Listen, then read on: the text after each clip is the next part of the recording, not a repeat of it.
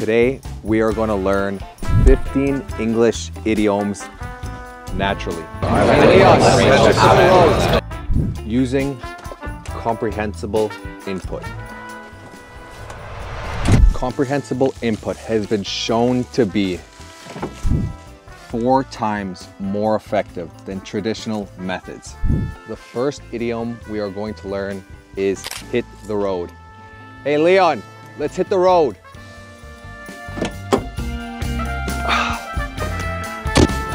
Hey, you got everything?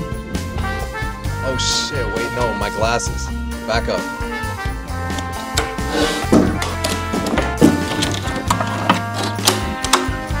Okay, let's hit the road now.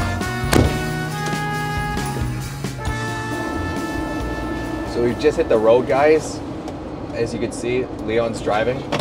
So pretty much hit the road means to leave or to start a journey. So when I said to Leon, let's hit the road, it means let's go. If you're at an event or something at someone's house, you can say, I'm gonna hit the road or I'm gonna leave.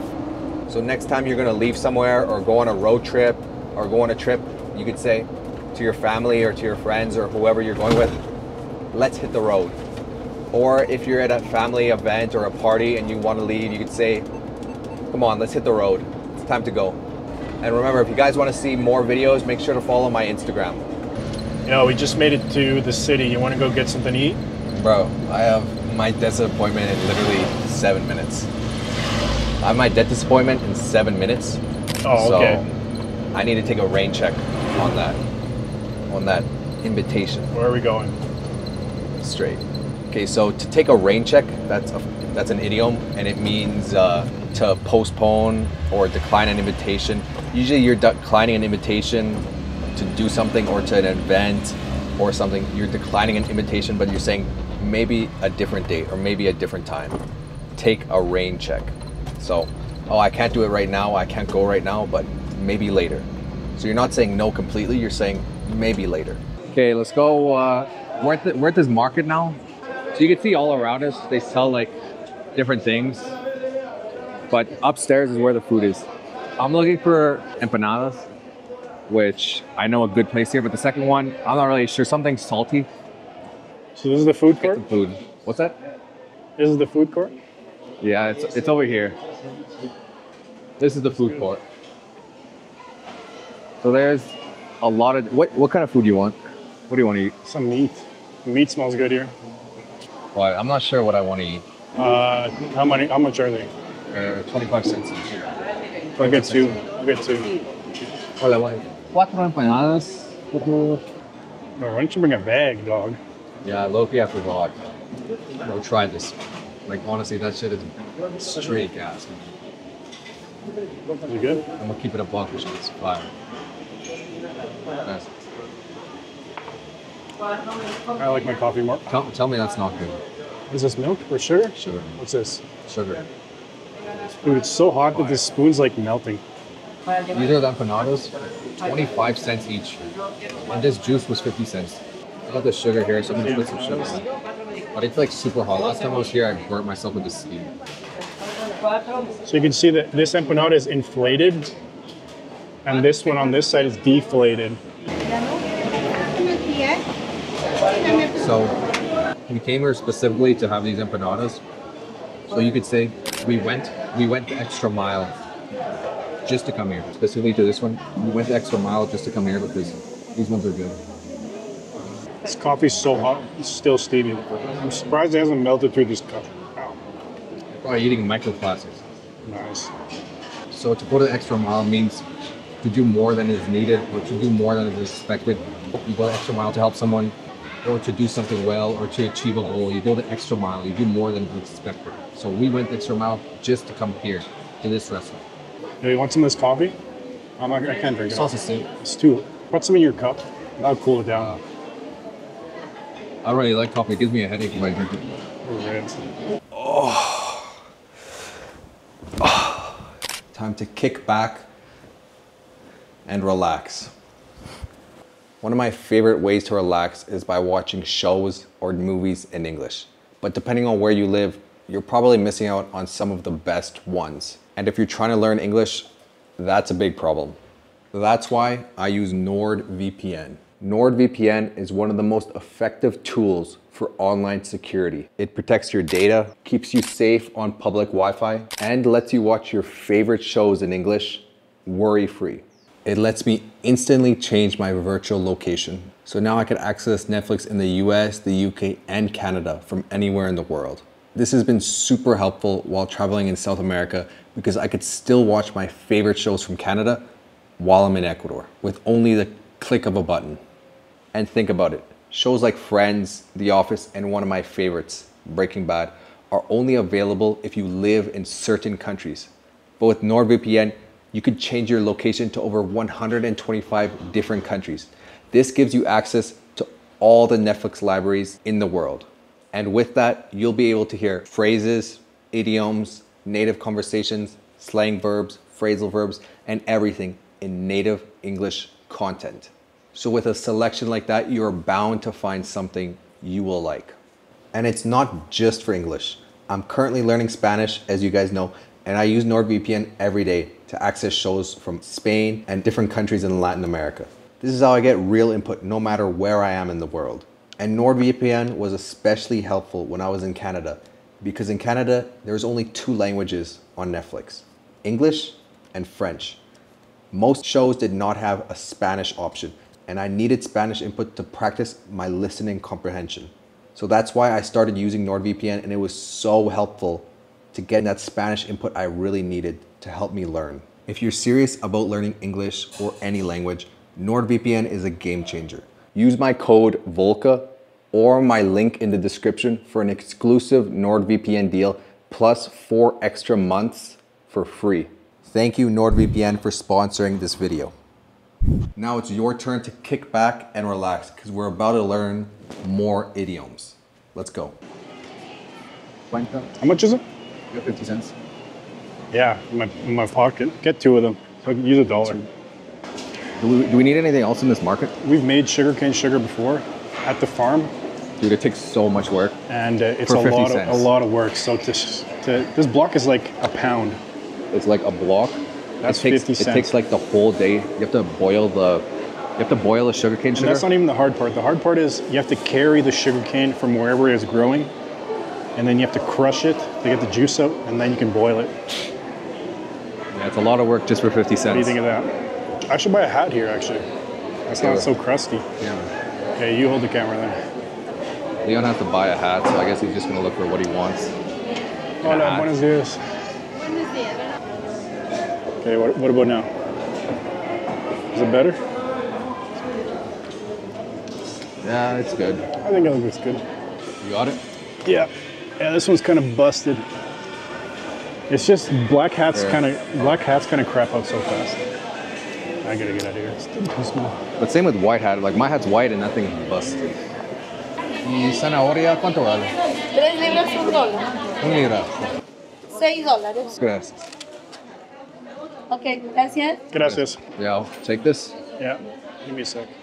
Let's just go back to the car then. Yeah. This is kind of heavy to carry. Okay. Okay guys, so we just bought some groceries. Look at the size of this bag. We bought a lot of fresh groceries. 5 kilograms maybe. Yeah, like all of this, like you could see in the video, everything we bought. And it only cost $6, which is very cheap. In Canada, that would have cost an arm and a leg. An arm and a leg is another idiom, is very common to mean something that's very expensive. It costs you an arm and a leg. So in Canada, these groceries would have cost an arm and a leg. It's expensive, but here in Ecuador, it's way cheaper. So it did not cost an arm and a leg.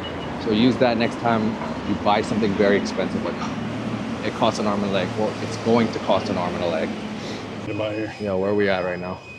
So we're at a hardware store checking if we need to buy anything. I don't think we need to. I don't really come to hardware stores that often. Maybe once in the blue moon. I mean, the last time I was here, you guys saw that video, learning English at a hardware store.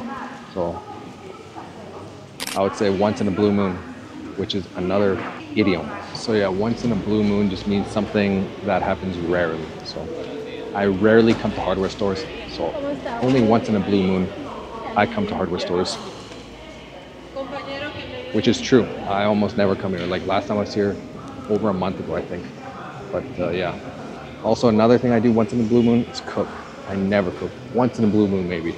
Leon always cooks. This was in the first video, machete. A machete. And this one's really long. Look at the size of this thing. It's like a sword, man. Crazy. Got back. Okay. Damn, bro. We got everything we need. Got it all? These rides, this is a blast from the past. These rides, look at this. I remember when I was a kid, oh, we used to just whip in this thing. And you put just coins in there, it's coin operated. It says 8 years. I can't hop in legally because I'm too old. Where's the age limit? Only little kids are allowed to hop in there. I don't want to break it, but that's a blast from the past. I remember when I was a little kid, I used to ride in those things. For real. From the past just means it reminds you of something from your childhood or from when you were younger. So if you ever see anything that reminds you of when you were a kid, blast from the past. But right now we're going to the grocery store. Call it grocery store or the supermarket. I normally say grocery store. I'm grabbing a cart. So Leon's gonna go get some body soap. Yo, my boy. What? What are you getting? Some hot dogs. Bro likes his glizzies, no cap. Hey, look at that catfish. Oh shit. This is like on ice. This is fish on ice. Look at that. Right now we're in an aisle and I need to buy toothpaste here. I got some bars of soap. Bars of soap. We learned this word in our last video, Fluent English. Yeah, but you want Colgate. This one. No, that's an individual. The one on the bottom. On the bottom. This one, no. That's not on sale. That is. It's the small ones. Let's get the 2-pack then. No, get this 3-pack. It's cheaper. Yo, do you think dish soap? No, we got lots. Dish soap. I guess we don't need. Yo, do you want to go anywhere else? You want to go anywhere else? Do you need to go anywhere else, like to buy something or anywhere? Let me think. No, I think we got everything we need. Let's call it a day. I'm tired. Okay, I guess let's call it a day and let's hit the road. Hit the road. Let's go back home. We've been in the city the whole day, and I think we're done now. So let's call it a day and let's go. So call it a day means to stop doing something for the day, especially work or an activity, because you've done enough of that, or it's time to finish up. It's time to call it a day. So we're calling it a day today. We did everything we need to do in the city, and now we're gonna go home. So let's hit the road. Okay, put the pedal to the metal. Let's go. Pedals in the metal. Pedal to the metal.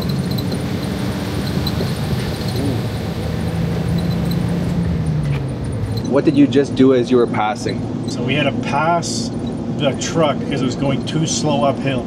So I put the pedal to the metal. The pedal to the metal. To get enough speed to pass them. That's another very common idiom. Pedal to the metal. It means to give maximum effort or to go as fast as possible. So usually when you're driving and you need to pass someone, you say, put the pedal to the metal and let's go, let's pass them. You could also say for example, you're studying for an exam. You can tell someone you're gonna put the pedal to the metal and focus only on studying. So it could mean to go as fast as possible or to give maximum effort. Put the pedal to the metal. Yo, we just got home, eh? Good. We just got home. We went to the city, had to run a few errands, but now we're done. We just got back home, so we got all the shopping. You see, we got all the shopping in the back here. So we did we could say weekly shopping, maybe bi-weekly shopping. That'll probably last a long time. What do you think? Yeah, that's monthly shopping. Yeah, and now we're back home. Maybe biannually. Biannual shopping. Yep. Got all the shopping out of the car now. So let's head in. Okay, let's unpack all of this shopping here. And remember guys, I've also launched channel memberships with early access and exclusive videos and voice channels on the Discord just for you. So go check that out in the description. So So I literally just have a block of cheese, so I'm gonna make my favorite dessert out of it. Yo, what are you doing? I'm making dessert. Damn, what is that? It's just cheese with sugar. With Really? sugar cane like syrup. Wow, how much sugar do you use? A lot. You have such a sweet tooth. I do. I have a sweet tooth. You like sugar that much? Yeah. Where did your abs go? Another idiom is to have a sweet tooth. I have a sweet tooth. I have such a sweet tooth. That just means you love sweet food. I have a sweet tooth. I love sweet food. She likes sweet more than salty, you would say. Yeah. Yeah, so I like sweet tasting food, like even if it's not dessert, even if it's like a meal like meat or something, I love like barbecue or something sweet. So because I have such a sweet tooth, I need to be careful because I don't want to let myself go. I don't want to let myself go, which is another idiom, let yourself go or let myself go. It just means to stop taking care of yourself, stop caring about your appearance or how you look or your weight or your body, to like let yourself go. So if you let yourself go, then you just stop caring, you gain weight or you're unhealthy, maybe you stop exercising. So I don't want to do that, but I still want to eat a lot of sweet food because I have a sweet tooth. So I have to do exercise because I really don't want to let myself go. So when was the last time you went to the gym? Over a month ago. Yo, dinner's served. Oh man, finally, bro. I've worked up an appetite today and I'm hungry. Ooh. What we got cooking here? Tell me. So we got some spaghetti bolognese. Damn. What do you think of that? I love spaghetti bolognese. It's one of my favorite meals to eat. It's honestly so good. And this has my stomach growling. Like, could you hear it? So worked up an appetite means you either did a lot of exercise or did something physical that you worked up an appetite. You did a lot and now you're hungry. Or it just means you've waited long enough throughout the whole day and now you're like, yeah, I've worked up an appetite. I've done a lot throughout the whole day. I worked up an appetite. Let's eat now. So let me dish up. Dish up is also a phrasal verb. It just means to serve yourself, to plate your food. So, oh yeah. Damn, that looks good. Are you gonna put cheese on that? Like Parmesan? Like mozzarella. No, I know it's pretty popular. A lot of people put like Parmesan or something, but I just like my stuff. No cheese. No cheese for me. So this is dinner. Honestly, it does have my stomach growling. Like, okay guys, it's like 11. It's like 11 p.m. It's pretty late, so I'm gonna hit the hay. I'm gonna hit the hay. That just means I'm gonna go to sleep. I'm gonna hit the hay. Next time you're about to sleep, you could tell it to your mom or your dad or your brother or your friend or anyone. I'm pretty tired. I'm gonna hit the hay. And if you're wondering what hay is, this is what hay is, and it's what animals sleep on. So I'm gonna hit the hay. Good night, guys. Rise and shine. Rise and shine. Rise and shine. So rise and shine is another idiom that means to wake up or to get up with enthusiasm or energy. Rise, to wake up, and shine with enthusiasm, with energy, like rise and shine. I usually say rise and shine, Sleeping Beauty, because Sleeping Beauty is kind of like this cartoon where the princess just sleeps. So rise and shine, Sleeping Beauty, if someone doesn't want to get up. So the opposite of that is another idiom, waking up on the wrong side of the bed. To wake up on the wrong side of the bed. And that means to be easily annoyed or angry or in a bad mood throughout the whole day. You guys can use these two idioms next time in the morning. And now I'm gonna shower. Hey Leon, let's hit the road. I need to take a rain check on that. We went the extra mile. Time to kick back and relax. In Canada, that would have cost an arm and a leg. I would say once in a blue moon. This is a blast from the past. Let's call it a day and let's hit the road. Okay, put the pedal to the metal. Let's go. Pedal to the metal. Pedal to the metal. You have such a sweet tooth. Because I don't want to let myself go. I've worked up an appetite today and I'm gonna hit the hay. So rise and shine. Waking up on the wrong side of the bed. Thank you very much once again, NordVPN, for sponsoring this video. If you guys want to try out NordVPN today, use my URL or coupon code, it's in the description, and get started learning English with real native input. Tell me, what is your guys' favorite idiom and what did you learn today? This was my favorite comment from last video, and these were the countries you were from last video. Make sure to tell me again where you're from. And if you guys want the 3,000 most common English words sent to your email, the link is in the description. And also, if you want to join a free online English community where you could learn English with other students, I also made a free Discord community you could join. It's also in the description.